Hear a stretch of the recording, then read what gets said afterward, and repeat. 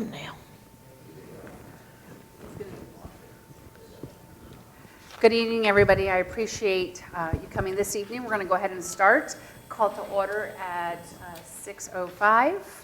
And we're going to stand, please, for a moment of silence and then a pledge.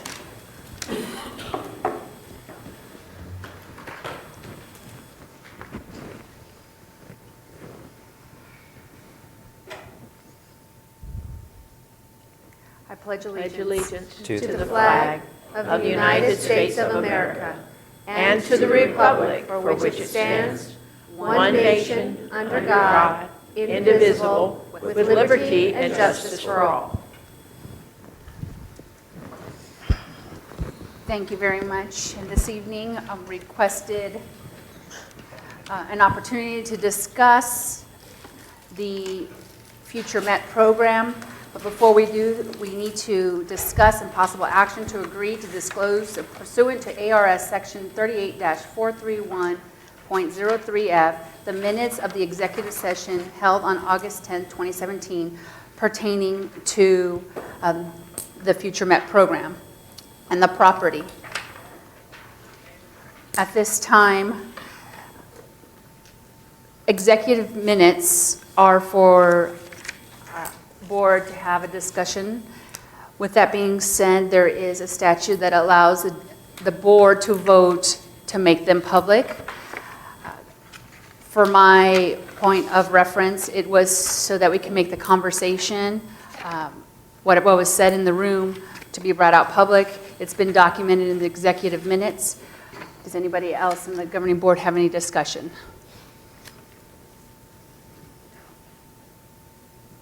Okay, so then I need a motion.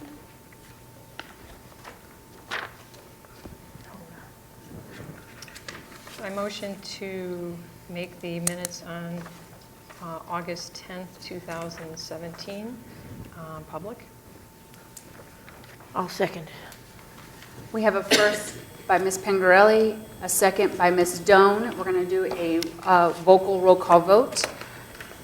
All in favor say aye. Aye. All opposed say nay. Motion passes 5-0. We have proceeded to have executive session minutes public. I'm going to go ahead and read the statement first, and then we're going to move on to section 3.2, discussion and possible action on the MET Professional Academy, which was the past Challenger Center. So on August 10th, there was discussion surrounding the property, and it states as follows. In addition to the individuals listed above, Mr. Ken Hicks, Chief Financial Officer, Mr. Clyde Dangerfield, Attorney, Ms. Diane Savage, Secretary, were also present. Mr. Hicks presented the real property proposed property exchange transaction between Peoria Unified School District and KMK LLC for the exchange of two undeveloped existing potential school sites currently owned by the district located at the north side of Acoma Drive, 75th Avenue in Maricopa County, and the northeast corner of Emil Rovery Parkway and 89th Avenue in Glendale, appraised at $4.22 million for the Challenger Space Center located at 21170 North 83rd Avenue in Peoria, appraised at $4.4 million. The agreement is zero cost to the district and taxpayers, and an additional $251,839 will be provided to the district to put toward closing costs, basic remodeling upgrades. The governing board discussed the proposed property exchange and their concerns for the condition of the roof, mechanical, structural, and electrical systems. Mr. Hicks will order an inspection, and Mr. Clyde Dangerfield, attorney with Cantamil and Brown, will prepare a contingency evaluating the physical condition of the building prior to the closing on September 30th, 2017.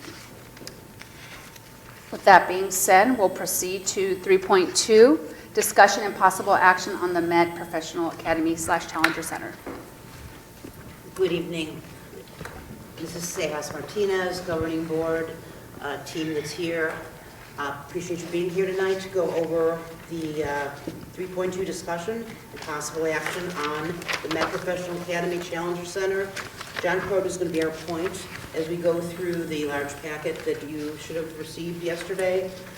In there will be, he will go over the timeline as we understand the movement towards the Met Challenger program, the expenditures, not only expenditures that we anticipated or thought that they would have, but then the actual expenditures to date as of, I believe, last Friday.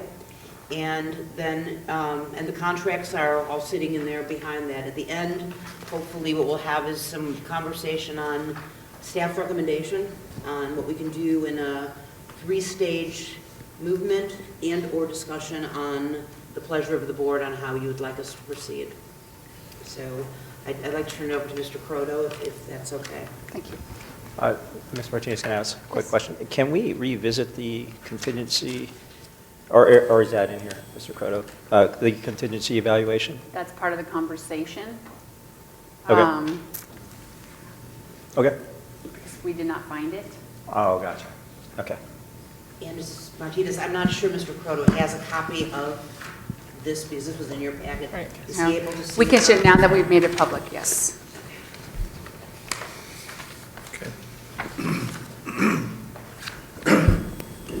Good evening, President Sehar Martinez, members of the governing board, and guests.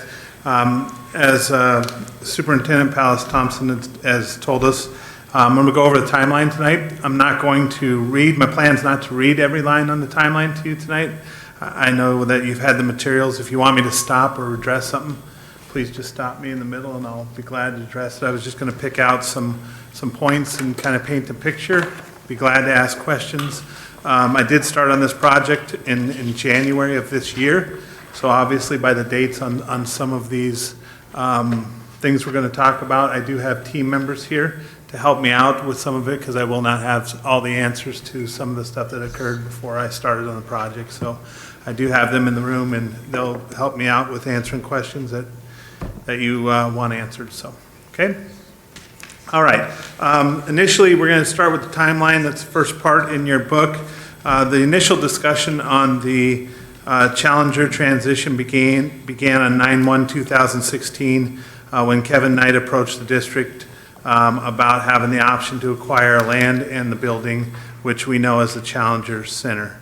On 1/5, there were 3 executive sessions. You have released the minutes on 8/10. There was also executive sessions on 1/5, 4/27, and 8/10 about the property. Obviously, we know the 8/10. I can't discuss the others, and I don't have an idea what was mentioned in those sessions. So on 8/10, the governing board did have a meeting, a public meeting after the executive session to approve the agreement and the real property exchange between the Knights and the district.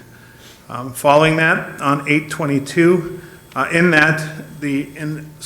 going back on 8/10, you did voice some concerns about the roof structure. If you read that from, let me grab it here. There were some concerns that were voiced about the condition of the roof, mechanical structure, and the electrical systems. And it was said that we would, at that time, have an inspection.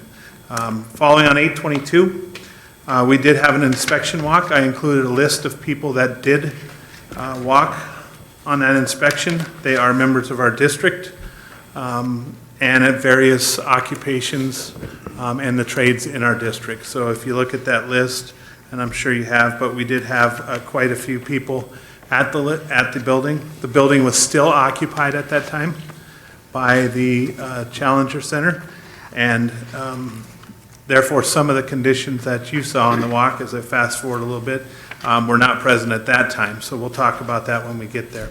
I apologize. No? So I just want to confirm, were they all employees of the school district? Everybody on that list Okay. And is an employee of the school district. do you mind reading the full list? Sure. Chris Deeg, Facilities Administrator. Ken Hicks, Chief Financial Officer. Steve Savoy, Chief Instructional Officer. Danielle Airy, Chief Communications Officer. Roy Rose, Carpenter Foreman. Mike Abeda, Key Shop Lead. Brad Aldrich, Plumbing Technician. Jesus Alejos, Grounds Lead. Brett Darby, EMS Supervisor. Energy Management System is the EMS. Charles DeBlanc, EMS Technician. Danielle Labady is an HVAC foreman. Mark Stiltanen is a central plant technician. Buff Sumner, central plant technician. Mike Overton, central plant technician. Pablo Urabazo is electrical foreman. Scott Swanson, fire and life safety supervisor. Richard Loper is the plumbing foreman. Derek Finman, low temp foreman. And David McCarthy is the cabinet shop technician. President Saya Martinez, I want to mention that there are some asterisks by names, and that is Jesus Alejos, Charles DeBlanc, Buff Sumner, Mike Overton, Derek Finman, and David McCarthy. They were asked to leave before that walk occurred because there were too many people. The center was still open and occupied, as I said, and they were asked to leave before that inspection walk of the building started. Thank you. On 8/24, at that time, on 8/22, it's important to know we didn't really know yet what we were going to do with the building.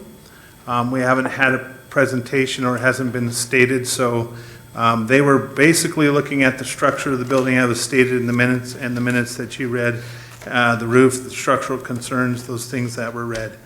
On 8/24, Mr. Savoy did do a presentation of future plans of the space of the Challenger Space Center, and those plans included moving the Met to that facility.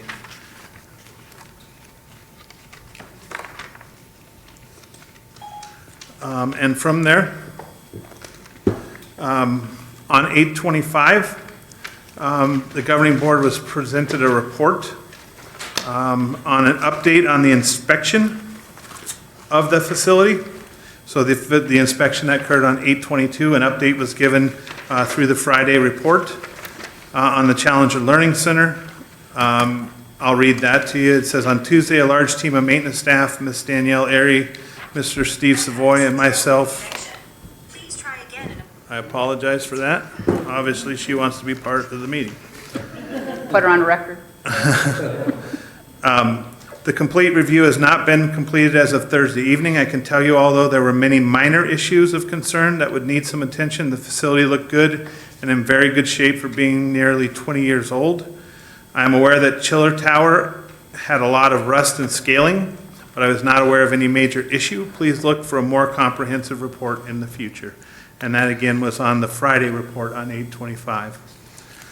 Skipping ahead from 8/25 to about 11/16, there are just updates about the closing. There was some stuff about the mural, and pretty much extensions for the close, which was projected to be early October, ended up being the 30th of October. If you look at the timeline, we did obtain the keys and took possession of the facility on 10/30, in which we walked in there, and at that time, we did see some of the unforeseen problems that were not pointed out on the 8/22 inspection when they walked. And we can go through some of those as I get into the expenditures. But as you saw on the 1-3 walk, there were walls torn out to get some of their equipment. The capabilities for information and technology had been cut and no present, so we did not have any capabilities for information and technology in the building, to name a few. When was the date of that visit? 10/30, October 30th, 2017. And we took the property on the 27th? We took the property, we received the keys on the 30th. So the-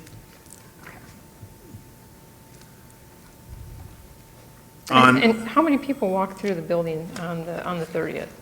I know there was like 20 on the 22nd of August. Yeah, from my recollection, it was a little smaller group. It was not all the maintenance staff inspection-wise. It was, I was present there, I believe Steve, Linda, Alley, I don't know if Linda, I don't recall, I don't want to name people and say that, but it was a very small group. I would say 10 people that kind of looked at the building and wanted to finally see it for the first time. That was the first time I saw the building, and was honestly quite shocked in the condition it was in. It was very full of garbage, and had a lot of problems at that time. So on November 16th,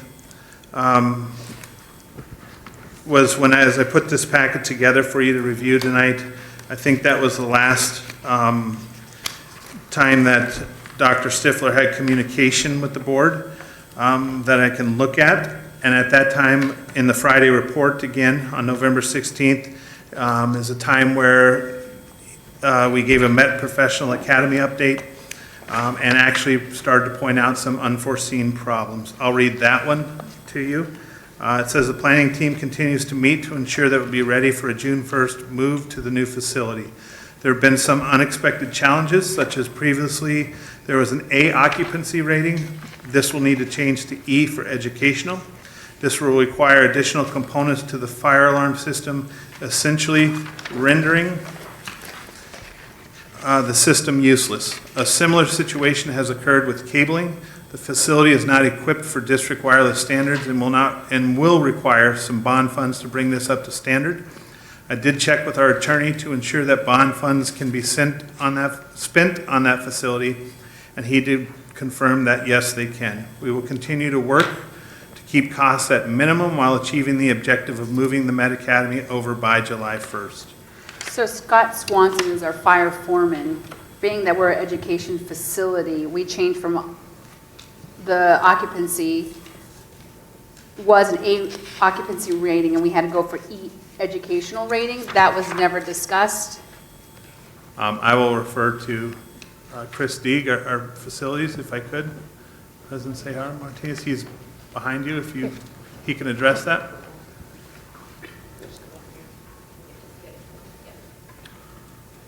Yes, President. You can, there's a chair too. So I Just went take- past that. Oh, was it more wireless? Yeah. Yes. Make it green. Can you do that one? Yes. Sehar Martinez. Sehar Martinez and the members of the board. That is correct. Upon our initial inspection, the fire alarm system was, however, it was it was still okay. It just had a trouble on it. Didn't mean that it was not applicable to the use that they were using it, but because when we went to the city of Peoria and dictated what we were going to use the site for, they wanted us to change it to E-occupancy, which then changed the code to 2012. We had to have voice evac. The original fire alarm system could not have that capability, therefore changing the fire alarm system. Thank you for Does that- explaining that. I just want to make sure I can wrap my head around this. So we're an education facility going to take over this building the conversation started back in January of 2016. We're going to potentially use it for educational needs. I'm just concerned, why would this question wasn't brought up? And if this was as a result of the city of Peoria making a change, I'm just trying to understand that piece. That's a good question. The space was had classroom space in it previously. I don't know if it was classified as A for assembly or a museum. When I found out that they were going to want us to change it to E for educational purposes, that's when the red flag went up for us. That obviously didn't happen until we knew what we were going to be utilizing that space for. Thank you very much. By all means, join us. I'm assuming we're going to have a lot of questions. If you want some water. So do we know what the exposure was to go from A to E? Budget-wise? Is that in the Yes, packet? that's coming up. Yes. Sorry. That's all right. Would you like that answer now or when we get to expenditure? Well, it's been the answer to the last two questions I've had, so we'll continue along. Okay, so picking up where we left off, on January 3rd, as you're well aware, we did a walk with the governing board and toured the facility. At that time, you saw the facility and the condition of the facility. I have to mention that the facility at that time was in decent condition compared to when we took possession on it.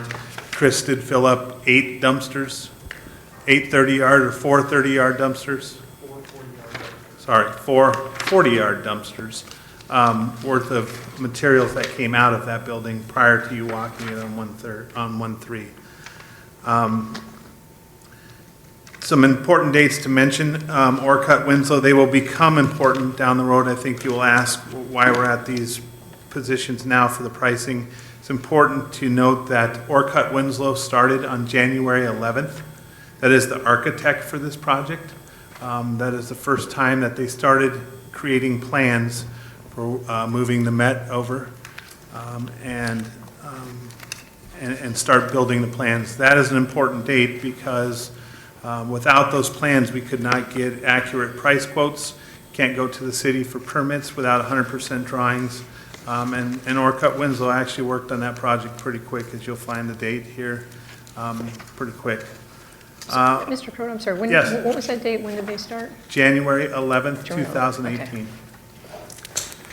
On 2/22, or sorry, 1/25, we had a governing board presentation. I did that presentation on an update on the transition. At that time, I mentioned the naming of the facilities, the projects, where we thought we were financially, again, with that project, with what we knew at the time. And that was a governing board meeting I did that presentation at. On 2/22, as we began, we kept gathering more information and more accurate information as the drawings became more complete. Entering the 50% stage towards the 100% stage, we again started to gather, we got more quotes back and started to gather more information on the cost. There was a Thursday report that did give you an update on the cost and where we thought we were at that time. And that's also in your packet. It's the last page under the timeline piece. It's the very last page. And the last couple pieces on the timeline, and they'll be glad to answer questions with this on the timeline before I move on to expenditures. On 3/16, I understand that you wanted this on the 3/15 governing board meeting. I apologize, I was out of town and could not do that. We did not have accurate numbers, and I did not want to sit in front of you without accurate numbers, so we did not have them at that time. But the drawings were completed by Orcutt Winslow on 3/16. So roughly 2 months after they started on 1/11. They completed the 100% drawings, of which Chase actually started to price our tenant improvements at that time without just estimating what they thought they were. As you'll see in a minute, the quote is outrageous from that and kind of has pushed us to this meeting tonight. So we will discuss that. And then to end the timeline, we're on 3/29 at this meeting right now. So that is the timeline. I'll be glad to answer questions or have somebody answer the questions if you have any. Perfect. Well, I appreciate you going through that information. I just want to, I know that the public is watching and these documents are not available online. They were provided to the governing board yesterday, March 28th, so they had the opportunity to review them, so I appreciate you guys taking the time to do so.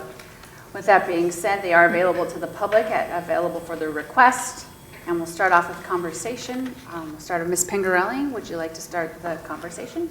Yes, and actually, I was going to start with the timeline, so I appreciate you going through everything. Okay. I did notice, and I appreciate you, because I was curious about who made the initial contact. So I see it was Mr. Knight that made the contact with us initially on 9/1/2016.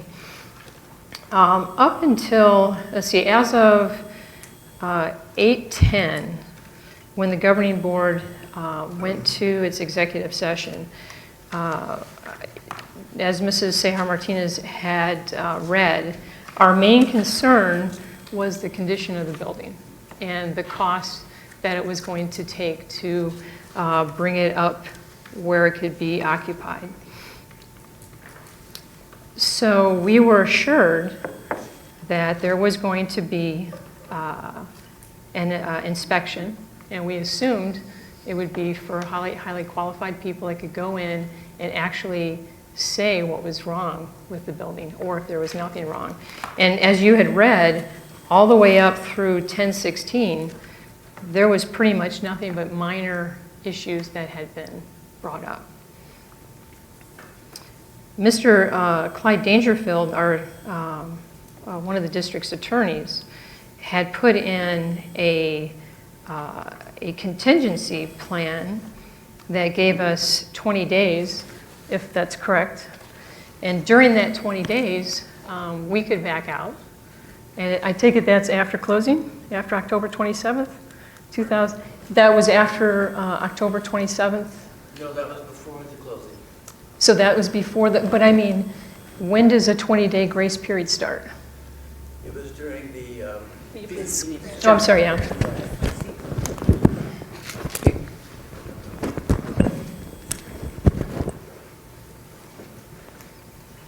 I don't have the documents with me. Okay, no. But it was during the feasibility period that was set up with the documents to determine the feasibility of going forward with the transactions. Okay.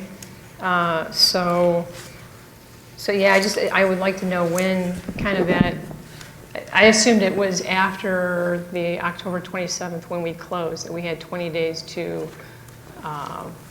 No, it was so. the it was- closing it is was- the finish of the whole. Is the finish, okay. The whole thing. Okay, When you close, you're done with all of those. okay. things. I just wanted to make sure because I wasn't sure what the phase one feasibility had meant. Right. That's Okay. when it's happening. During the phase one, when they're doing all those surveys and analysis of it, that's when you have the 20 days to Okay. reject it. All right, so then with the timeline, up until November, I have a document in front of me that says November 16th, and you had read that. That's when there was a concern about changing the status from A occupancy to E, and also with the fire or the cabling. So if that was November 16th, 2017, before we started, the board started getting any input about the cost, and that was our concern.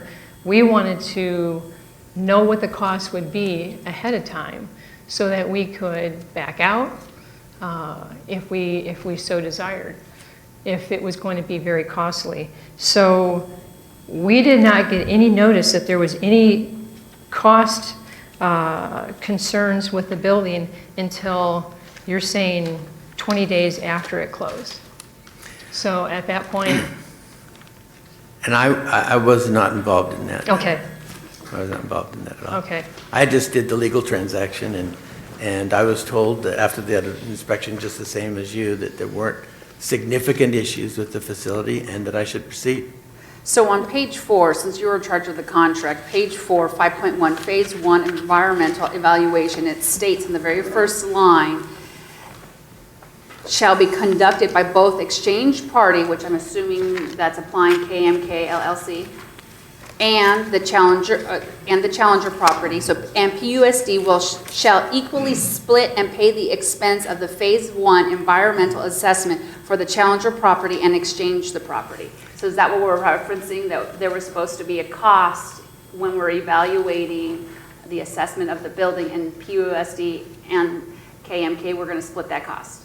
That's correct. Now, the environmental assessment is for gas spills, oil, that type of thing. It is not for the physical plant structures of the electronics and the HVAC system. It's on things that can that could affect people physically, through chemicals and things like that. That's what that survey is. So the fire alarms would not be considered that? Okay. No.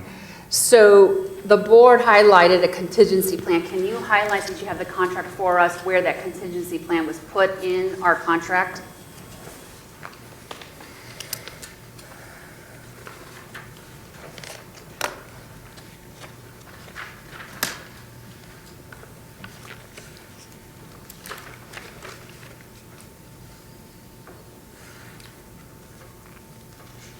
Well, all of it refers to the 20 days of, The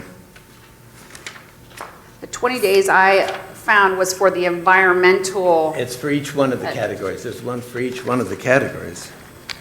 It's all the same 20 days.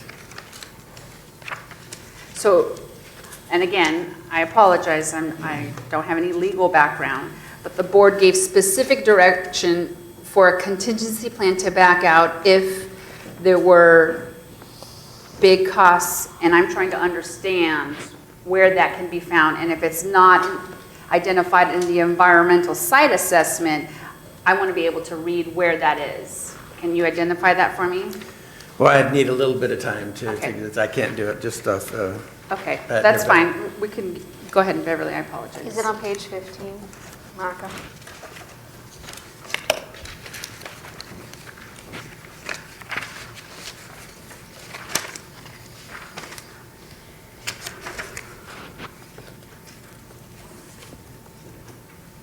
You want me to do it right now? Well, so that I understand, because that's part of the concern, is when You we see, look at we- these expenditures, and this is to David's, Mr. Sandoval's conversation, and I apologize for interrupting. No, Ms. go ahead. Mangarelli. I have the same questions. The executive minutes, when we went in there, it clearly states there will be no additional costs other than what would be provided to us to alleviate those costs. That was August 22nd, 2017. It would be no cost to the district. The board did not receive any projected costs until February 22nd, 2018 at $946,000. And present day of March 29, 2018, we're looking at $1,454,884.28. So I'm trying to understand, how do we go from 0 to 1.4 million, and where the board made an informed decision provided by the information provided by you and our administration that we would have an opportunity to make a decision if we wanted to make other arrangements. And that's where the concern is. And I appreciate that. The commitment about no cost to the district was for the purchase of the building. It wasn't for any, whatever program you wanted to put in there. It was for the purchase of the building. The trade exchange was for the purchase of the building. And the extra $200,000 that was cash, $212,000 was made available through Mr. Knight, was to help alleviate whatever additional costs might occur in the transition to a program. But that was for the purchase of the building. That commitment was not for any additional costs that might Okay, occur. so I appreciate that. So the HVAC chiller, and I look at the executive minutes, that's not part of the future MET program. That's part of the structure of the building. That's $97,000. The fire alarm system, Mr. Sandoval referenced to that it was an A building and now it's an E building as something being an education facility. We should have identified that, but seeing that we send in-house staff, my concern is, did we send people who are qualified to make those types of informed decisions? I'm not sure if Mr. Hicks has those criteria to make decisions on fire alarms or city codes. I don't know that. So we have a cost of $70,000 plus $97,000 already.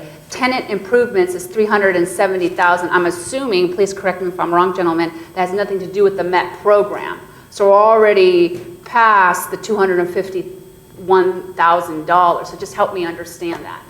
I was told when, after the inspection occurred, that you talked about, what was it, when was the date of that inspection? 8/22. August 22nd. Yeah. I was told then to proceed, that the inspection occurred, that nothing significant was found.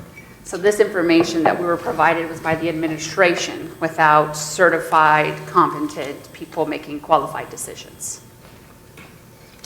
Yeah, I don't quite understand how you can have an inspection of a home if you're selling a house, and you can get an itemized listing down to a gasket that needs to be changed, that you need to fix, and how we came from a zero cost, and I understand it wasn't for any improvements, to almost 1.5 million.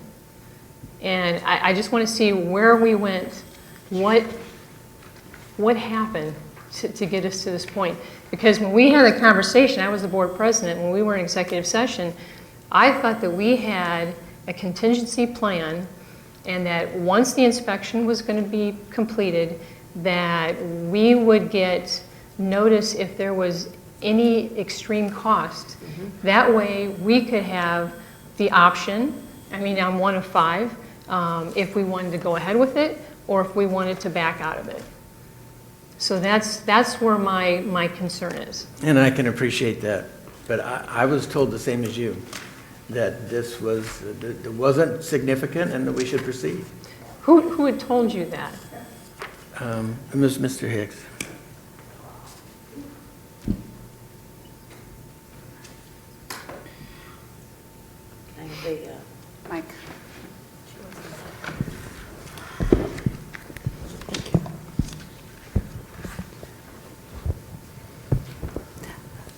Is it possible for us to go to the costs since we're talking about those now? Please. Okay, so let's, if we could, John, if you could take us through the costs of what we thought and what the early projections were, and then where we are now.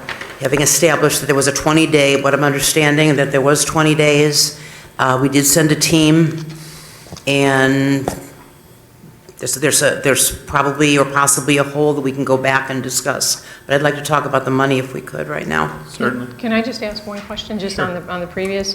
On the 16th of November, which is the first email that we had gotten that said that there was problems that had been noticed. And that was the first time it was brought to us. Who put together the packet of emails? These here? Yeah. Mr. Croto put together, correct? I did. Okay. I just, because November 16th, it actually wasn't November 16th. It was actually November 17th. We got a message from Diane Savage. So I was just concerned because on this one, on the 16th, there is, on all of the others, it would say who did the email, who it was to, the time, the date. On this one, it just gives a header, November 16th. It looks like it was copy and pasted and was actually a day later. That's why I was concerned, because I thought the 20-day contingency plan started on October 27th, which meant by November 16th, that would have been our last day to back out. And it actually, the email came the 17th. So I didn't know. I understand. I apologize. I tried to get these as quick as I could. It started on Monday, so I don't have access to a lot of people's emails. So I asked for input and tried to collect as much as I could for you. So it's probably my error in the day. That may be an email that was sent. Obviously, I don't have access to Dr. Stifler's emails that he would have sent, or Diane, so. Yeah, this one, it looks like it was just copy and pasted and the date put in. It's not, this is the original Okay. email, which was the next day. That may have been a preparation for that email. I'm not too sure. But I did put them all together, tried to recreate as much as I could in a short time, so. Thank you. Okay, going to the expenditures. I'm going to start on the right hand of the column, all the right where it says projected costs. On 8/22, the projected cost was $251,000, and that was from that initial inspection where they thought, and these are estimate numbers at that time. They had estimated that the chiller was about $90,000. The energy management system is something to control the air conditioner where it shuts off at night. All our schools have that. It's something that's not needed to occupy the facility, but it puts us in line for energy management and controlling the temperatures on that. So that was $60,000. The architect and the permits, $63,000. As we move across, you'll see that go down. It's because those are estimated. We're not sure what the city cost or what the architect costs were. So they built in some numbers there. Parking lot, you've seen the parking lot. That estimate's about $38,000. Those were the estimated costs on 8/22 with that initial walk. And having that money from the transaction would have come pretty close to covering those costs. I won't say covered all because you had some closing costs in there and those type of things. The memo you received on 2/22, why did we jump so much? Again, some of these were estimates. The fire alarm we now knew had to be changed. That is $70,000. The tenant improvements have been estimated this whole time until 3/29, or actually 3/29 is today. The actual date was, I can get that for you, the 16th, or actually the 23rd, when Chase gave us the tenant improvement quote from the 100% drawings that I mentioned earlier on 3/16. So that number had been floating around. We had estimated from talking to our Orcutt Winslow on how much the project would be, trying to get real numbers. We estimated around $370,000. As you can see, that is not even close to the ballpark, and we'll discuss that. The information and technology on October 30th, when we obtained the keys and did the walk, that's when we noticed all the lines of communication for the internet and everything had been cut. We showed you that on the tour. At that time, we estimated about $148,000 to fix all that. Again, it was an estimate as our IT department worked to get the good quotes. Parking lot was $38,000. Architects, we carried that over. Now that we knew the equipment going in there would be, or the occupancy would be the Met Academy, we had some furniture, fixtures, and equipment that needed to go. We did estimate about $100,000. We did reduce that. We'll talk more about those things as we go to the actual cost. Again, the energy management system I mentioned and the HVAC chiller at $97,000. So that came up to a cost of $946,000, which was given to you on that update on February 22nd, 2018. As we sit tonight, the actual cost, and these are actual costs, I did provide you the actual quotes. In your packet, you have all the quotes. Fire alarm is $71,777. Tenant improvements came back at $952,752. And I'll let Chris tend to that, or I'll talk to that. Obviously, that is way out of the ballpark, and there's some reasons. There's some built-in contingencies in that quote. The timeline we are asking them to complete the project is very concerning to them. We want this facility open by July 1st. They have built in some money to make that happen, which they are not even sure that they can make that happen at this point. So they built that cost in. And Chris, if you have other questions on that, Chris can do that. The information and tech. Could you go back to that? So this is tenant improvements down here and up here? No, I'm on the first page. You're on the second page. And Mr. Kurt, I just had a question too on the, for the fire alarm. Yes. Do you know if the CAD files are available for the, from the Challenger, ex-Challenger Center? They're requesting it, because if we don't have them, that cost, that $71,777 is going to go up by $3,800 if we need that. They do? Okay. Thank you.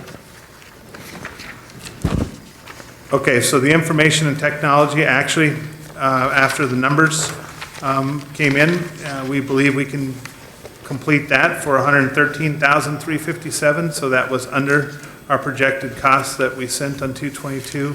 Parking lot, $38,164.84, right in line with where we were. Architect and permits, $39,500. The interesting thing is that architectural number is actually built off of what they estimate the job to be. At no time did Orcutt Winslow estimate this job to be $952,000 on tenant improvements. That's how they base their fees, and they were basing that off of the $370,000 that we estimated around. Is that correct, Chris? Was that the correct number? They Okay.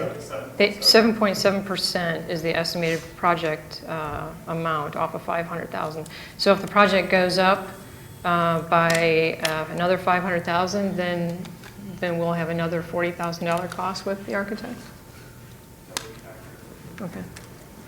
If that's what we end up paying for the project, So using that vendor. So that's a great question since you brought up vendors. Did we go through the procurement process? Is that what we have to do for all these vendors? And so I was just interesting to find that when we look at our vendors, we have Pueblo Mechanics controls, if these are outrageous bids and that we did the procurement process, I find that we have that company who's also our city council member, Mike Finn, doing he's the chief performance officer in this large cost.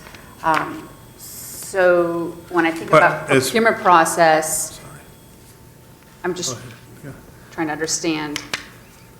Are you talking about Pueblo Mechanical or Well, I'm just Chase? talking to vendors in general, and Okay. if we're going through the procurement process, and we're supposed to get and you just stated that these are outrageous prices.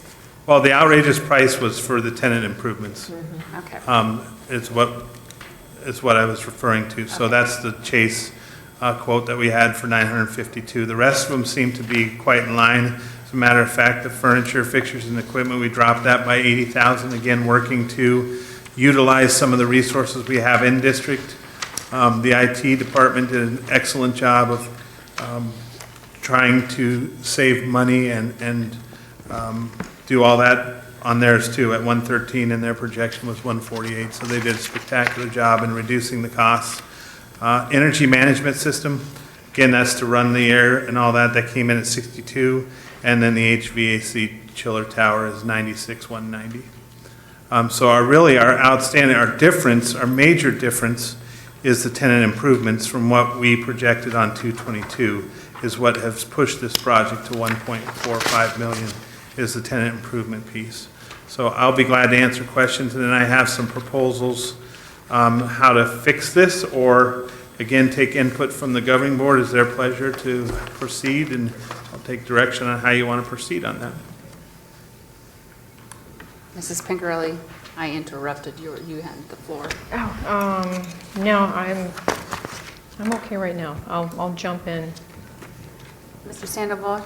You know, and you may have already gone over this, Mr. Croto, and I apologize if you did, but the delta between the 222 projection and, you know, what we have on 329 today, specific to the tenant improvement line, is a large number. Was that initial projection ill-informed, meaning, you know, the architectural renderings or those drawings, were those not available at that time to be able to make an educated assessment on that cost? Or The architectural drawings were not available at that, on 222? Yes. They were not completed at that time. They just had started on 111, so it had been estimates all through that time. And the real quote for the tenant improvements could not be started until they had 100% drawings. And that occurred on the 16th, I believe, was the timeline on that. So it had been estimates the whole time on that until the 100% drawings were done by the architect. It was, I wouldn't say ill-informed, I think it was informed projection through conversations with Orcutt Winslow and what they felt would be a cost or a fair cost for the project. We also had a goal in mind of reducing, so we really had that number in mind and reducing some things that we could do without to reach that number so we could make the project work. Obviously, at the 952, 752, that's a lot to reduce in order to make the project work. Another thing to note with that large number is we're asking an outside vendor. We do have skilled laborers in this district that can complete this project. Not at this time frame to open in July, because currently we have them doing remodels of front offices for safety reasons. And we'd have to pull them off that project and stop all that. We can certainly do that with your direction, but we felt that we should not do that for safety reasons, and we went to outside companies to try to make this happen. And you know, some of these things like the HVAC chiller tower, we cannot do that inside. That's a company that obviously makes that chiller tower and puts those in. But the tenant improvement pieces could be done, and that's what I was going to talk about next. And I'll wait and answer your questions. No, thank you for that. And, you know, definitely being a solution-oriented, you know, team, I'm looking forward to hearing, you know, what you come up with. Okay. I have a question. Mr. Crowder, you said that between the first team walkthrough and the second team walkthrough, the condition had actually deteriorated. Can you elaborate on that?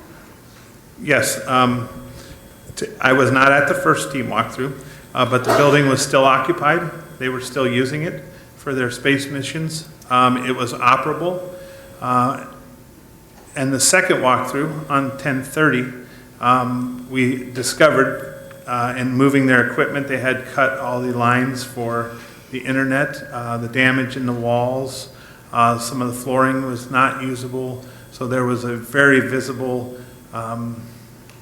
difference, in my opinion, and you may ask somebody that was there, we can certainly do that I was not at both of them, so, but I'd be glad to ask somebody. In my opinion, that was the major differences. It was quite shocking, to tell you the truth. I was shocked on 10/30 and scared. Were you there? It was scared that we had to turn this into a facility for kids because it was bad. Like I said, 4 40-yard dumpsters. If you can picture 4 40-yard dumpsters of material came out of that building just to prepare the walk for the governing board on January 3rd. Yeah, is that a reportable offense and considered vandalism? I mean, should that been considered? Great question. Mr. Savoy, you were at both. Could you share, was there a huge difference between those, as you recall? Or Mr. Hicks? Mrs. Thompson, board members, one of the things I think you have to remember about, I was there when the Challenger Center was just kind of wrapping up in late October. We had not taken possession of the building yet. We walked through, there were people that were still there with the Challenger Learning staff. I do recall it being very, there was stuff everywhere. I mean, it was not, as I recall, that center, just material everywhere. But the 4 dumpsters, I think what you need to remember about that, a couple things. One is a lot of the building was set up as a museum. It was set up as a laboratory where children went and experienced space flight. So it wasn't like classrooms, it was modules and all kinds of construction that was done inside the building to make it look like a spaceship and to make it look like Houston Mission Control. And so all of that material had to be removed because it was not going to meet the mission that we were planning and visualizing moving forward. I think a lot of the damage that occurred was, I think, in the haste of the folks that were trying to get their equipment out of there, had to take out the entire door frames because the equipment was so big it wouldn't fit through a typical doorway. And so a lot of the damage came from that. All the wiring that we saw that was destroyed, I can't explain that, but it looked like, you know, why would that happen? But I can't explain that. Again, I think it was haste. I think they had racks of computer equipment. They cut the wires in the back, boom, got them in a truck and got on down the road. So I think just that transition from them leaving and us anticipating taking ownership of the building caused that last minute thing of like people moving out. But that's my opinion. I don't know that was actually what they were thinking, but that's what I observed. I was just curious. They had quite a while where there were several delays. We gave them plenty of time. They didn't have to destroy the place. Ms. Stone, do you have anything, questions? Well, I would like to know how many students do we anticipate moving into this building? How many students are we preparing this building for? If I could, Mrs. Dona, I would refer to Barb Coakley. She knows exact numbers of enrollment for next year. She is the Met Director, so. So the new applications and the returning students, you're currently at 100. Yep. Come here.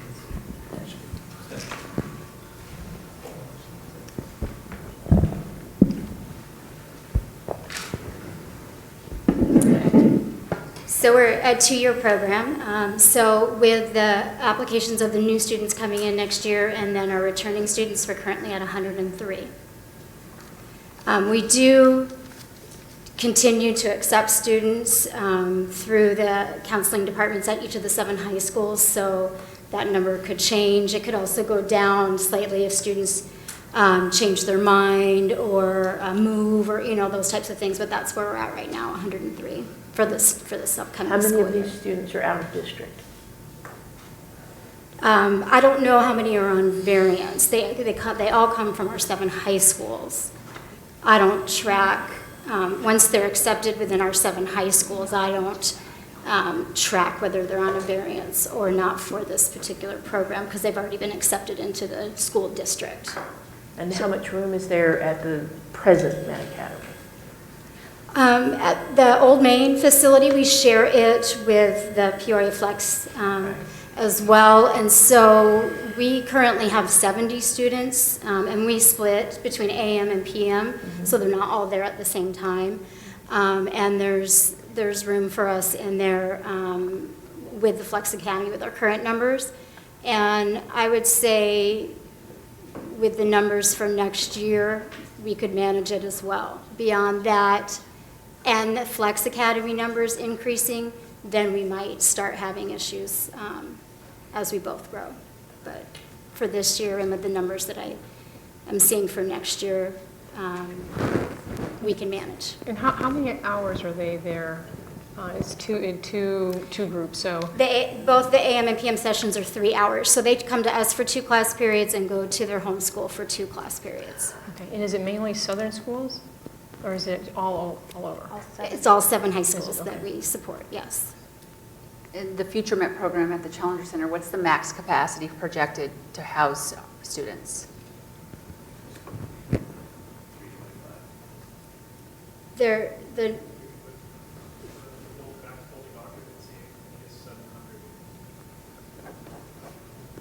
So just to repeat Mr. Deek's statement, gentlemen, if you would like to confirm, max occupancy is roughly 700. That's correct. Thank you. That would be with the addition of a men's restroom. The 350 is what they have now. There's not, I believe there's not as many men's stalls as needed to keep the current occupancy at 700 for the current code. Like when it used to be enough, but now it's not. So they said if we were going to, for the permits, it would be like 350 unless we wanted to add another men's stall. So if we added another men's stall, we can increase the size to 700? The capacity of the building would be back at the 700 mark with the, yeah. What's the cost for another restroom? We did not, They wouldn't. we did not plan for that at the time because we have room to grow, so What I do know we it have? seems odd and reversed, but we did not plan for that. We said, no, 350 is good right now because we have triple the size and we'll address that down the road if we need to do that. If we take into consideration cost of inflation and the rate that the economy is going, would it be more a better investment to do a new restroom now? It's a great point. The answer is probably yes to that, but we were trying to save costs, and obviously, by looking at the number, you can see we did not meet our goal. But at the time, we were trying to keep it as low as possible. So we did not, we can certainly go back and add that if we need to. So I know that you're not leading the Flex Academy, but what are their numbers? I'm not, I believe it's between 100 and 150 projection for next school year. And they have some kids all day, and they have some kids partial day, and then they go back to their home school. So I don't know the breakdown. Mr. Savoy is going to look at it. Okay, thank you. All right, it seems like a pretty huge building.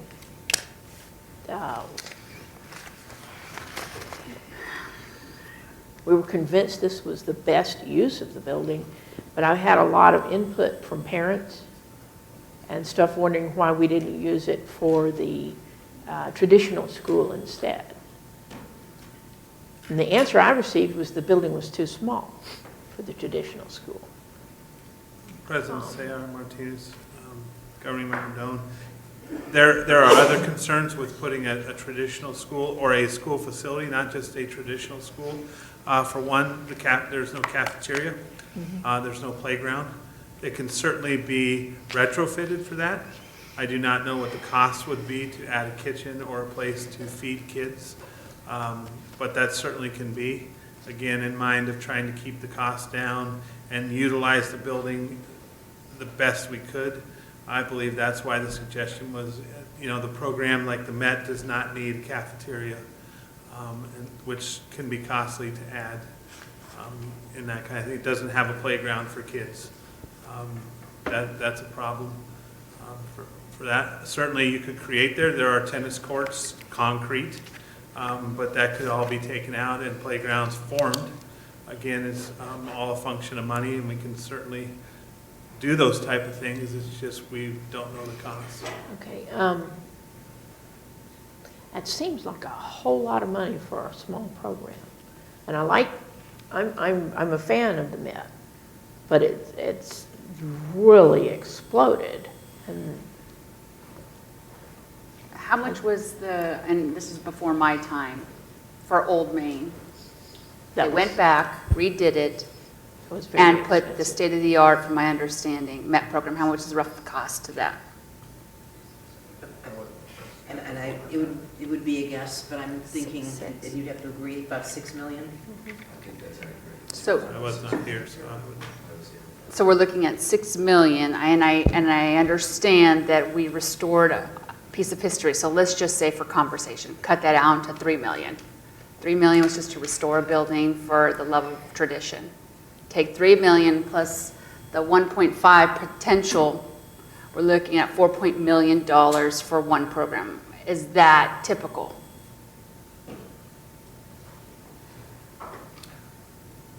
Typical to what? Our Typical education, our Peoria Unified School District, what is typical when we introduce a program like Foothills? Did Foothills Arts Academy get $4.5 million? I would have to. Okay. And if I'm not stating the Ken question. can address that. Yeah. I'm not familiar with the costs and of what programs cost, so I can pass this over to Ken. That you don't know.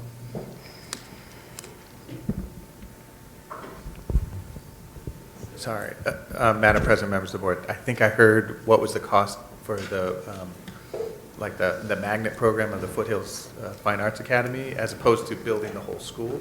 Well, what I'm thinking is, we have phenomenal magnet programs. We have 11 in our district right now, and so this would be an investment in another magnet program. And so that, if we take a look at our strategic plan, and as a governing board, administration, and staff, we agree that academic success is one of our pillars of our students.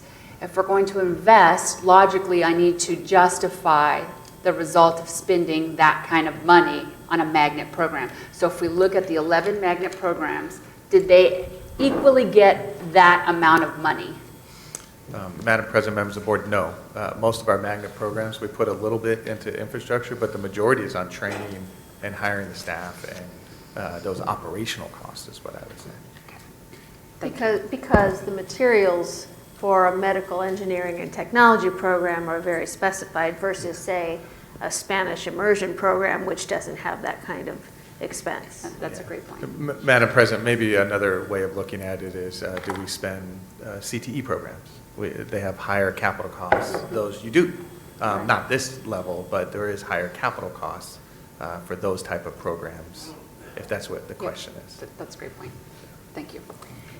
Ms. Stone, did you have any other questions?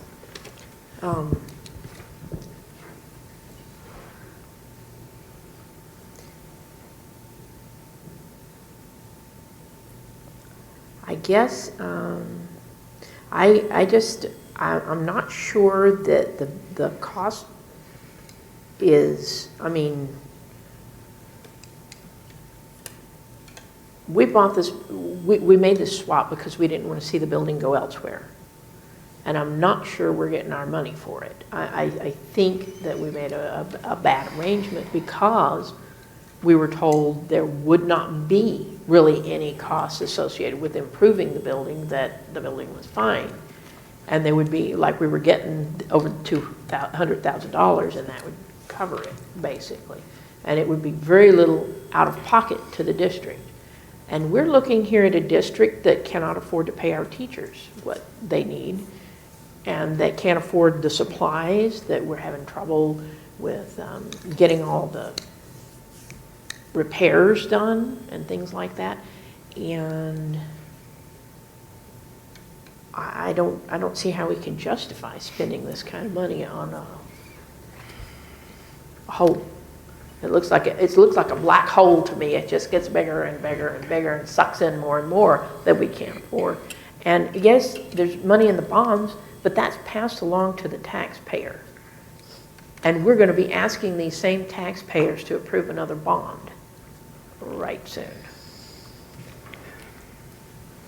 I want to know, how they're going to look at this when they see how much is being spent in this situation and what we're getting out of it for our money.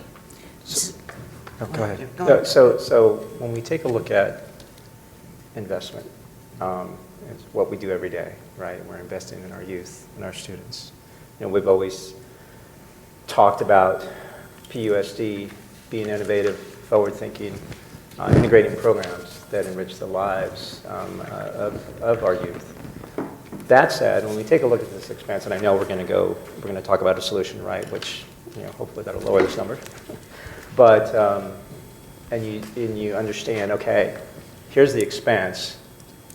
What do our sales need to be to equal that? From an ADM regard.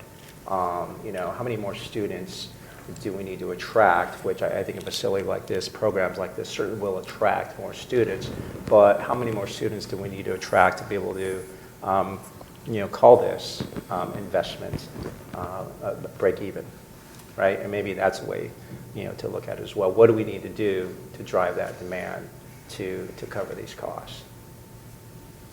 And I don't expect an answer, but I'm just, in my head, I'm just thinking from a sales and cost regard, I think we need to think that way, and based on the solution and how, we move forward is understand what we need to do to bring on that head count. Mrs. Sayers Martinez, can I say to the board, we put ourselves, and I'm going to say we, because we're a board and we're staff and we're all of us in a slight quandary. We have a property. Apparently we didn't do whatever diligence, or we don't believe we did, or maybe we did, or maybe we didn't, with a 20-day contingency to stop. We continued moving. The money came in. It kept on coming in at different numbers. There wasn't clear understanding from everybody whether this was going to be $250 as a max or $250 as the school. And it became, and I'd like to be able to say, hey, I wasn't involved, but I'm a member of this district. And so those numbers and the change. Right now, we have a property that's sitting on the edge of a school that we've invested some money in. We've swapped land, so we are already in a process.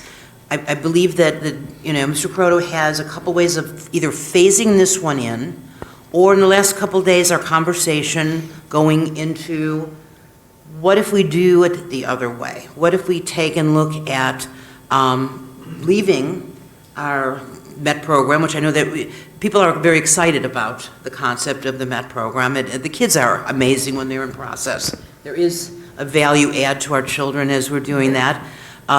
When we fixed Old Main, I believe the intent of those that were part of that was that on this old Main campus, in our oldest school, we were going to put a 21st century piece as a comparison to it.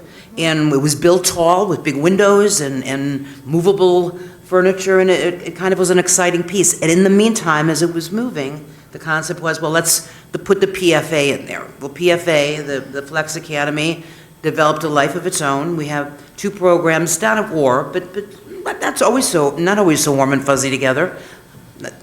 Probably I didn't mean anything mean. But the two programs are totally different, and neither one has the ability to expand. I would like, if you could, because we can. There's plenty of blame for perhaps me not jumping in, 8 weeks ago and saying, where are we at on this thing? But as we're looking at it now, I would recommend we either look at one of two, or at both. One is a phase-in program, as we had discussed, where it could take a year or two to get bond money. We are going out for a bond, but we have the money now, and putting it in over that time, letting our people bring the costs down by doing some of the work over an 18-month period. That's one thing. Or I believe that the cost is less, as we talked about, if we say, you know what, we'll put the PFA over at the old Challenger Center. I believe the cost will keep us, and I'm going to say a number, and I don't want to be held to it, I don't care what the date is today, but I'm assuming that will be well under $1 million to do, because we don't need the level of technology for it, and I'm seeing my PFA person just walked in there. We don't need the same level of technology that we do. We didn't need the same plumbing that we do in the medical portion. Is that correct, gentlemen, as you said? There's certain things that are not going to be required in the PFA that were required that could bring our costs down. And if our people did a lot of the work, that's a possibility to add. I would like to say, though, one thing that I'm excited that PFA is putting in, that we'll present at another board meeting, is as they thought they had the property by themselves, they were looking at some child care service to add to their program for some of our students who are parents already. And so there's some space needed for Dr. Pischke, who's putting in some programs. So I know that Sybil and her team was saying, gosh, we have this whole building, we can do some cool things, as well as the Met people saying, we can expand. My best recommendation is for us to first look, again, at John over the transition, but to highly consider switching over. I think we can afford it.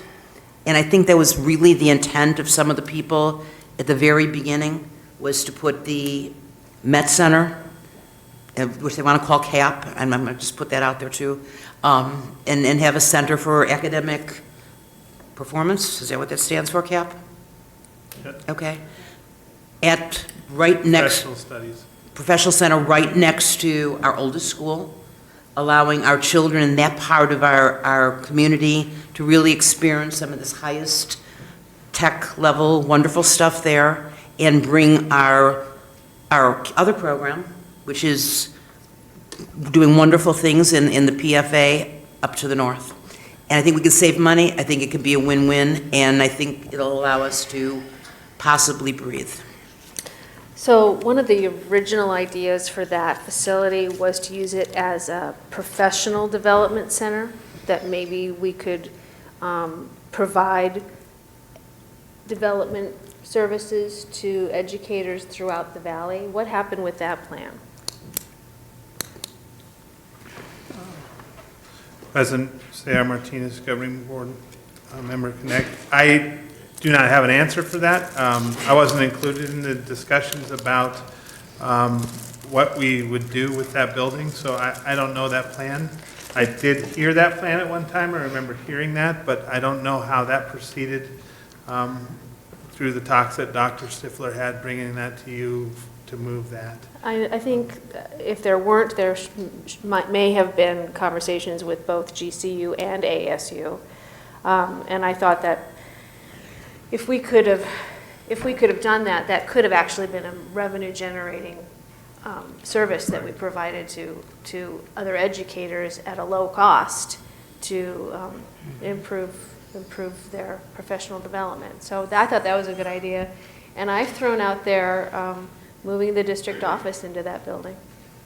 Because, you know, as we have had a variety of different open spaces over the years, and you think about, well, if we move into one, what's the most sellable property? I think this is our most sellable property.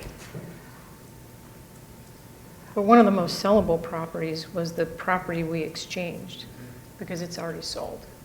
What was the estimate of that Property on cost? Acoma and 83rd's already sold.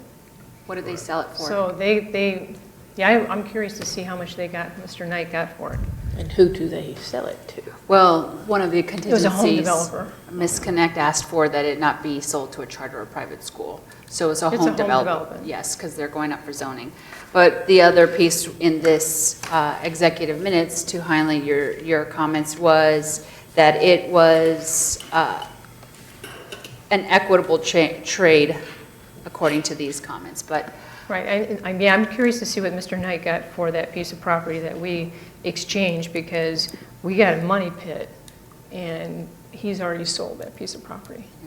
And if we sold that piece of property, what could have been done? Could we have sold that and put it to pay down the bond? Madam President, members of the board, You can sell property. You do have to go for a vote, so it would have to go to the voters, and if the voters approve to sell the property, then the cash would then be used to pay down the debt service. Because that would have been a better way, and we're potentially going out for another bond. The taxpayers might have looked that we were being, Fiscally responsible. That is the words. Instead, Mr. Knight sold it, and we are looking at 1.5 million to get this building that we traded for. I don't know if nobody else is, it seems to be, everybody's kind of wanting to move on to phase 3, which is what are we going to do with it? I'm still concerned with phase 1, which is the administration. We, as a governing board, told administration that we wanted an inspection and that we wanted a contingency plan to back out if there was an extensive cost related to it. That did not happen. We didn't get any idea that there was going to be any cost related to it until 20 days after the close of the building. Yep.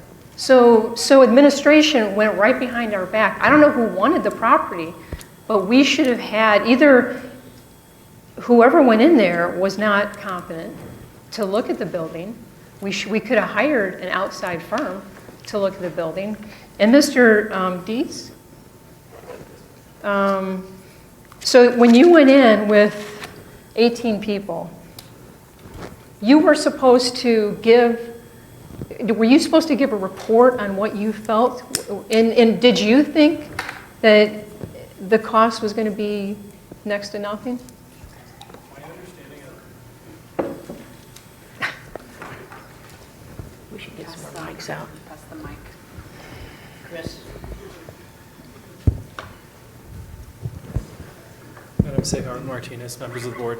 My understanding at that time was that we were, I personally did not know what the intention of the building was going to be for, and all we were looking to do was take ownership of it, and if it sat empty or if it was going to be used, we just needed to make sure that there was nothing, we weren't going to have any flooding, we weren't going to have, that was the intention of going in there with that initial very first walk. And when the very first time that I actually walked it was when Mr. Croto identified, was still when it was being utilized by the Challenger Space Center people. And they gave us a tour through it and let us look at it, which it looked vastly different than the day we actually changed the keys on the doors. So I have a question on that. So on August 22nd, that's what we're talking about, 19 people, and 5 people had to leave because they couldn't go, because there was too many people, correct? Correct. Mr. Deek, did you get to pick your team, since you are lead facilities administrator? Yes, ma'am. Was I part of the decision-making process who left? Yes. Yes. And I question that because I want to know what skill set Mr. Savoy and Ms. Airy have to bring when assessing a school site. Am I missing something? If we're discussing at the beginning costs for energy efficient, and we let go Derek Finman, low temp foreman, and we let go central plant technician, where was the logic in that, in considering letting our communications officer go? What skill set does she bring that these gentlemen could not have foreseen a cost? It was not in my, Well, because you stated that you picked your team, and so who decided to let go 5 people, the ones that have the skill set? Madam President, members of the board, I don't know if this will answer the question completely, but when I showed up, I know the program director there, Beverly. I don't remember her name. The program director was extremely distraught, very upset, even though we had contacted through our attorney to their attorney to let them know we would be there to inspect the site. And they were in a very frazzled state as they, at that point, still had no place to go, so they didn't know where they were going and what they were doing. And so they asked, can you please reduce the number of people? And so I asked Chris to ask his team, you have to get rid of some of these people. Can you please identify and asked some of these people to leave. And at no point we didn't think that Ms. Airy or Ms. Savoy, and Mr. Savoy, and it's no disrespect to you, but do you have any skill set in identifying property? Or how were they chosen? You want me to? Yeah. All right, I do want to just clarify, because this has been really a point of contention with our team as we prepared for tonight. Both Ms. Airy and myself were not in attendance at the August 22nd visit, and we explained that to our team as we were putting the materials together that we were not there. In putting the materials together, there's the email of the Friday report that lists the 22 people that were there, that includes our names. And Dr. Stifler wasn't even a part of any of these conferences. Yeah. He didn't So- show up on any of these visits. And if you notice, my previous comments earlier this evening, when I referenced when I was there, was October. And that was the first time that I went there. Miss Airy was there on that day too. And that is really unfortunate that that happened, because we want to, be upfront, be open. And so as John was putting it together, he's like, well, Steve, I see this email, it's got your name on it. And I said, well, I get that, but I wasn't there. So we didn't want there to be a conflict where you saw an email that went to Dr. Stifler that said I was there and Miss Airy was there, and we really weren't there. Okay. So we just left it alone. But the fact of the matter is, we were not present. All right. Well, I appreciate that. So this was called an inspection. Was there ever an inspection done on the building? I mean, ever? By a certified, Somebody that actually knew what they were doing, that could look at the electrical, look at everything, because that's what the governing board asked for. Right. $1.4 million ago. Madam President, members of the board, Chris has, in my opinion, very qualified people that work on all of our facilities that are experts in all those areas. I believe in my mind, I remember asking, is it all right if we do our own inspection? And that's when I emailed Chris and said, you have to get over there as soon as possible, and set a date, let me know when you can get a team over there so that we can communicate to the site. And so I believed using our people to do that inspection was appropriate. And so that inspection, you consider the inspection is August 22nd? That is the day that we walked yeah. the site. But you had said that you weren't really looking at what was wrong, which is what we asked for. You were looking at being able to move into it, which is not what we had asked for. We asked to find out everything that was wrong with the How building. much it was gonna cost. We knew it was 20 years old, and we knew that there was potential problems, and we asked for Mr. Dangerfield to put a contingency plan in so we could back out. I just don't understand how we got the information after we closed. And it just keeps going up. Myself. So it seems to me that somebody at the district office wanted that building so bad that they weren't going to do what the governing board asked them to do. Mrs. Doan was the only one that wasn't at that meeting on the 22nd, the executive meeting. Yeah. But we all asked appropriate questions. We all thought we got the answers to come out on the dais and to vote and to accept the exchange. So I guess I'm just trying to see what happened. I don't really want to move on to what to do next. I'd like to find out, is anybody going to be held accountable? when I, Ms. Pingerle, if you don't mind. Go ahead, no. When I review the information and I think about our study session, as a governing board administration, we agreed on 4 strategic pillars: safety and good stewardship of taxpayer dollars. And we all agreed that who is the judge? The community. So if we're going to continue to build relationships, transparency is key. Accountability is key. So when we look at these things, and I agree with you, Mr. Sandoval, about solution-oriented, and I think about accountability, who's going to be accountable for these decisions. We obviously made a decision. We are in the process of a new superintendent, but there were decisions made on August 22nd of an assessment of a building that now is $1.4 million for safety needs of the school. We're about to proceed of asking the community for bond monies to fix our southern schools or make adjustments to our northern schools. And from my understanding, Mr. Deek, are you doing those assessments as well for our bond monies on those facilities that we're going to ask the community? With For the schools. Which assessments? For the schools that are potential bond monies that we need to ask the community for to fix our schools in the south. That is correct. Thank you. So with that being said, if we're going to build trust and we cannot accurately define the amount that we need for one building, how are we supposed to do it for 42 schools? To go move forward, sounds like we have a property. We all want academic success. We need to decide as a governing board, as an administration, as a district, what we want to do with this property. Ms. Connect, I like your idea of moving the district administration over there. From my understanding, we have a school, a PTS school, that needs a building. This is pretty traditional, has square rooms. From my understanding, I was also told the PTS school cannot go to the future Met Center because it's not a traditional site. It sounds to me like we need, because it's round, the buildings, there's no playgrounds, we would need to have that conversation. But those types of solutions, everything needs to go on the wall if we're going to move forward. First point is accountability. Mrs. Sayas Martinez, as your superintendent, interim or otherwise, I would be the one held responsible for what happens and what my staff does or doesn't do, okay?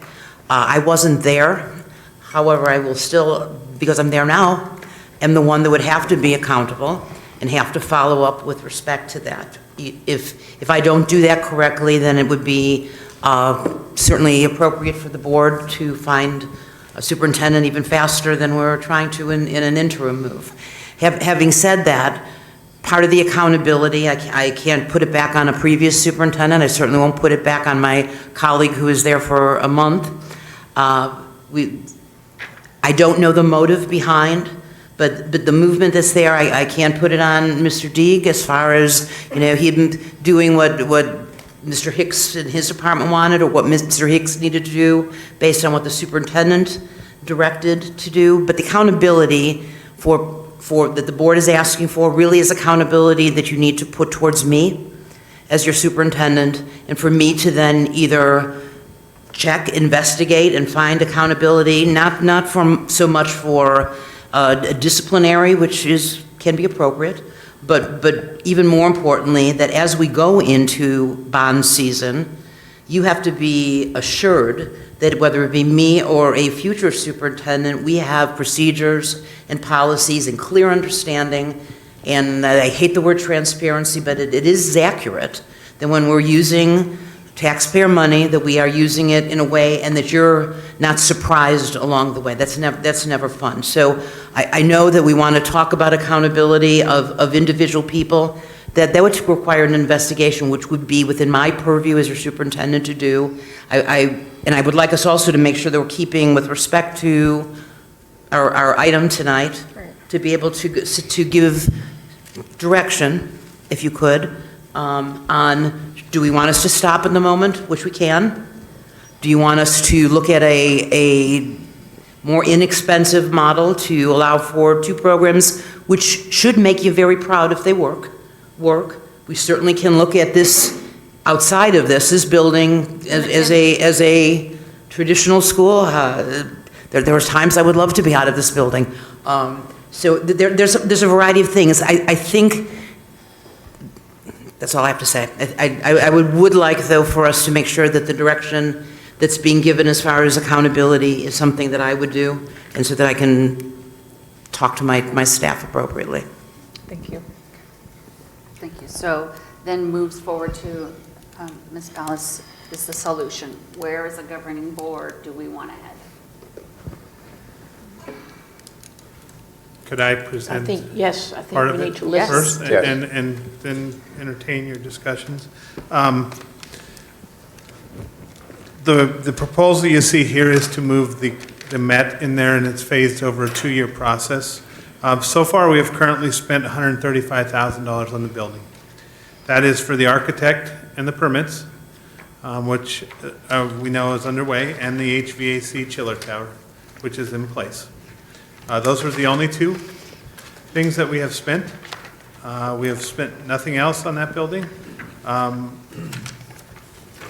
I am proposing over, if it is the pleasure of the board to continue with moving the Met and the transition over there, that we do it in a two-phase process, like I say, and the move is actually not this July 1st, but July 1st of 2019. Why is that? If you look at tenant improvements, we believe we can drop that tenant improvement number drastically. Again, this is an estimate. It is an estimate on it. We need to keep a few things in mind. And you mentioned it, President Seah Martinez, earlier, I believe, or maybe it was Mrs. Pingarelli, but we're projecting that these quotes are going to be good in a year at the prices that they gave us now. That may not be the case, and they may go up. But if we do everything under phase one that you see, except for the parking lot, which we can put off, and the energy management system, we can certainly turn the air on and off manually. It's not the most energy efficient, but it saves $62,000 in the process. We can do that, and be at spend $715,000 the following year. So in the process of 2018-19. If we should choose to go on with phase two in 2019-2020, we could pick up the parking lot and then also the energy management system. Again, we can decide that we don't want to do those at that time too. So that puts us at a projected cost of $952, which is more in line of the cost that we gave you on February 22nd. Again, we hope we could do the tenant improvements a little less. We are projecting that, estimating that. That is our in-house employees, and that would require us to put it off a year because we do not have time right now to utilize our staff to make improvements to that building because we're remodeling. We have plans for the summer to remodel schools and safety issues and all that. We'd have to pull them off of that. Certainly, you can instruct us to do that, pull them off that project and get this done. And I wait for that. We've had many other discussions or comments tonight about what the building can be used for. Just remember, as we have those discussions, there still is a cost. Currently, you have no technology in the building, and it doesn't have a way to do technology.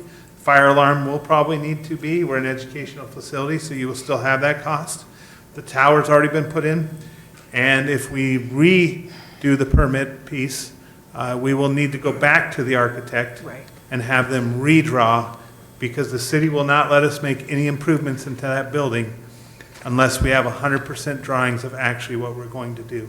So you're going to incur some costs in that area by going back to the architect and saying, you know what, take two, we're going to do that. Certainly, I'll take direction from the governing board where we want to go. Before I say that, I'll wait till the end to make my closing comments, but I stand for any directions or questions or discussion that you would have on giving us direction what to do with the building, if anything. Mr. Croto, you had, for the tenant improvements, it looks like by doing stuff in-house, you anticipate saving $502,752. I actually, with all the issues that have happened up to this point, I have no confidence in that. I understand. And that is the only number, by the way, that's not a solid number. Mm-hmm. That is an estimate, as I said when we did it, and I understand your concerns and your comments. What are we taking people off of that they would need to be, I mean, even if it was over 2 years to do it, are you increasing the number of people you have, or are you just change? I don't know if that's a question for you. President, members of the board, we are currently in the process of doing security upgrades to the front of our offices. I don't know if any of you have recently toured any Sun Valley, Apache Elementary. What we're doing is providing a security stop between the public and the student population, and that is our goal throughout the entire school district. We're doing about 5 to 6 of them a year, and our in-house cabinet shop is doing all millwork. That's saving us a tremendous amount of money. about $45,000 to $50,000 a site in savings because we're doing that in-house versus contracting that out. It's a slow process. We only have a group of 4 people working on that. So those people's hours and time can only be spread so far. So what Mr. Croto is referring to is pulling those people off of those projects, ceasing that project, and putting them 100% onto this. So we're going to communicate to the community, we're going to stop safety to build, to work on a project? President Sayar Martinez, no, that is not, that's why we're projecting it out the following year. Okay. We would never, that would not be a smart choice to pull him off the safety things, I understand. So we would not do that. We would go with the plans that he currently has and work on it the following school year. So after they're complete this summer. Thank you for that clarity. Where is the additional money in some of the packets that I've seen for the proposal for the bond? Is some of that money being added to the bond? For conversation, I know it's not finalized yet. Yeah, Madam President, some of the numbers that have been proposed or submitted to the governing board, there are various sources. So some of them are the capital gifts and donation, the developer assistance agreement money. Some is just our regular capital funds, and some are bond funds. And there was some small adjacent ways funds as well. Not at the level that was original, that was the, and then the cash transaction from the transaction. So that came up to about a total of 650. Nothing has been identified at that point just because the costs have come in so high. So those projects that we're taking money for, well, let me say this. The monies that we're going to take for a potential project at the Future Met program, were those monies already allocated for projects that we're going to now stop and now move it, or is just money sitting in a bucket? Madam President, members of the board, it was unreserved money that were just there for reserves because, as you've probably heard me say for many years, capital is at a premium, so we try to hold on to it as much as possible. So this would be going into those reserves. We don't like that. Exactly, because if we're going out for a bond, debt to income ratio could affect our spending. I appreciate you going over that information. Any other comments for the governing board? Jump in. Just to be clear, the 135 already spent is within the 200 and whatever That is correct. that we already had. We just have a building we can't use, though. Well, we did At talk this about some point. potential uses, and I think if we are going to move forward on what we're going to do, we're going to need some more numbers. You, for example, said that if we transition the facility for use as either the PFA or the DAC or the PTC, well, not PTC because you can't put a traditional program in a non-traditional building. It's a little odd. It would be a little weird. But the mural's a killer for that. Yeah, I understand. But I do think that we would need to look at what the cost differential would be for those two different uses. And the district office, as all options should be considered. Yeah, I said DAC and the PFA. Okay.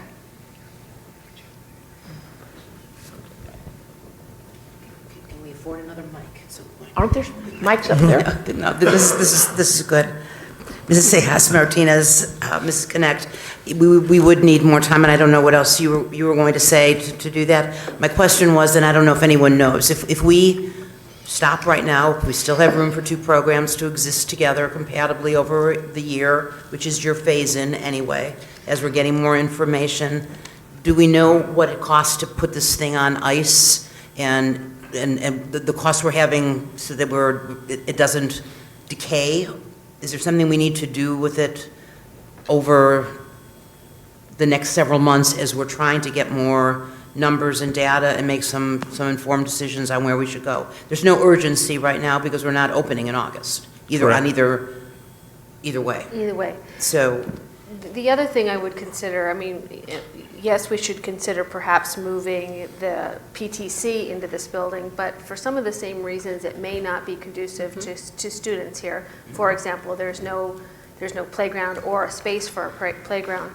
But one of the pieces of data that I would like to look at is if this building given its age, although we do have a brand-new roof on it, what would be the market value for this building if we sold it to another office, another business? I would like to throw into those lists of ideas a teacher lab.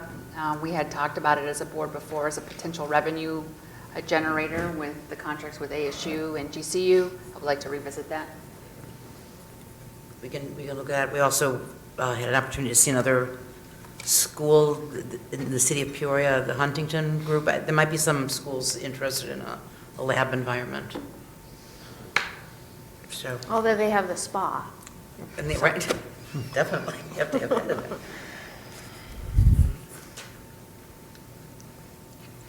So right now, as it stands, is obviously not safe. And we have some money that we're going to have to revisit.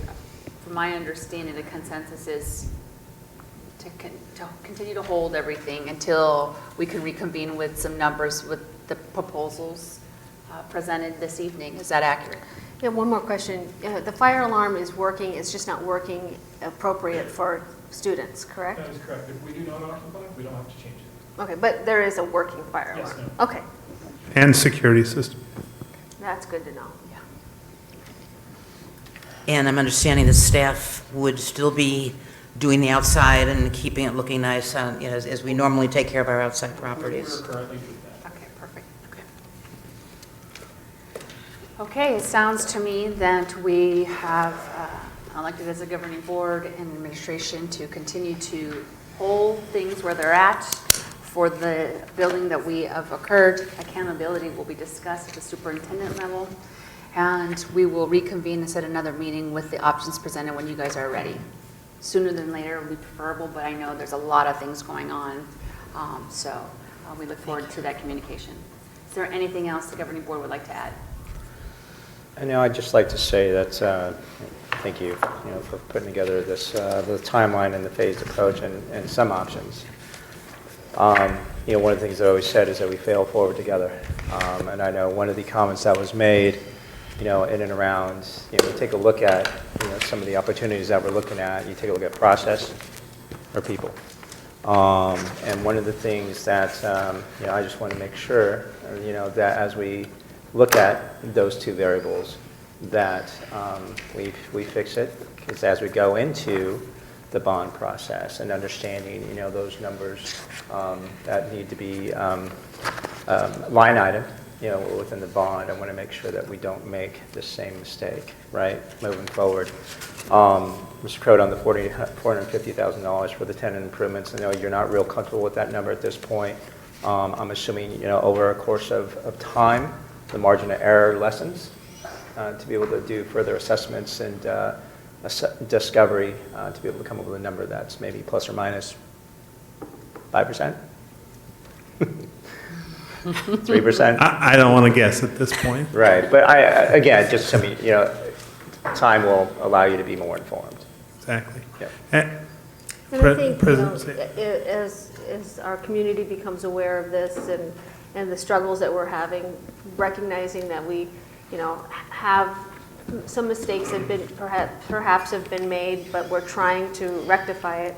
That this is not that the issue, the needs that we have in the northern part of the district and the needs we have in the southern part of the district are not mutually exclusive. I mean, they're not directly tied to this. They're two separate issues, and I think the community will see that. We still need funds to fix our southern schools and address our overcrowding up north. Exactly. That's what I was trying to say.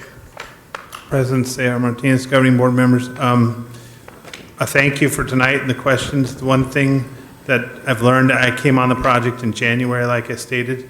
I think there was a lot of excitement around the project. I'm certainly not going to make excuses. But I kind of, in preparing all this and looking and reflecting and thinking about what I'm going to speak to you tonight about, I would say we could do it differently. I know there's going to be future buildings in this district. I know we're going to eventually do something with that. But it's kind of like building the airplane. This project was building the airplane while the airplane was in flight. Mm-hmm. And I think that caused a lot of problems and misunderstanding and I don't think any intention, but I think We were trying to assemble it while it was in the air, and that is not a good thing. I've learned that. That will not happen. I think as we move forward with this project, we will come with solid numbers and make a decision collectively as a team, as you spoke, and then go forward with it instead of trying to build it in a manner where it keeps us guessing. So I just think that's important to say. I think that's a good appreciate it. assessment. I'd like to say that as a board, too, I think we've learned something from this, not to go forward until we have the paperwork about inspections. And things sometimes like that may take a little longer. Yes, which is all But we right. need to recognize that it does take longer and plan for that extra time needed, but it will be a well-informed decision and above the board. We want to be transparent with everything, and we don't want to get to this situation again. It's not healthy for our community, for us, for anybody. And I'll make sure that happens as I continue to work on it. Thank That's all you. I can Thank say. you. So at this time, I need a motion to adjourn the meeting. Motion to adjourn. I'll second. Oh, the green slip, there was not any item pertaining to the item, so I apologize. Thank you for bringing that up. We have a motion by Mr. Sandoval to And I close. seconded. And a second by Ms. Pangarelli via verbal vote. All in favor? Aye. Aye. All opposed? Motion passes. Meeting adjourned. Thank you very much. Thank you.